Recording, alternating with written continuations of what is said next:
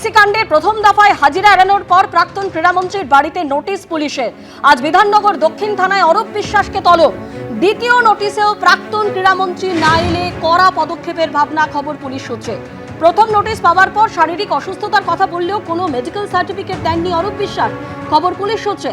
অরূপ বিশ্বাস হাজিরা না দিলে কড়া পদক্ষেপ, এমনই খবর পুলিশ সূত্রে।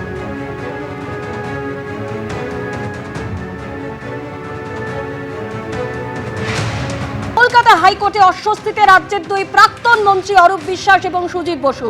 রক্ষা কবচে আবেদন জানিয়ে আগামীকাল শুনানির আর্জি করা হয়েছিল প্রাক্তন ক্রীড়ামন্ত্রীর তরফে। অরূপ বিশ্বাসের সেই আবেদনের মান্যতা দিল না কলকাতা হাইকোর্ট। শুনানি হবে নিয়ম মেনে, জানালেন বিচারপতি সৌগত ভট্টাচার্য। এই ধরনের মামলাকে এভাবে অগ্রাধিকার দেওয়া যায় না, মন্তব্য আদালতের। গ্রেপ্তারির আশঙ্কা থাকলে আগাম জামিনের আবেদন করুন, জানালো হাইকোর্ট। হাইকোর্টে দ্রুত শুনানির আর্জি খারিজ প্রাক্তন দমকল মন্ত্রী সুজিত বসুরও। কলকাতা হাইকোর্টে অস্বস্তিতে রাজ্যের দুই প্রাক্তন মন্ত্রী অরূপ বিশ্বাস, সুজিত বসু। একদিকে রক্ষা কবচে আবেদন জানিয়েছিলেন প্রাক্তন ক্রীড়ামন্ত্রী, কিন্তু আগামীকাল শুনানির আর্জি করা হয়েছিল প্রাক্তন ক্রীড়ামন্ত্রীর তরফে। অরূপ বিশ্বাসের সেই আবেদনের মান্যতা দিল না কলকাতা হাইকোর্ট।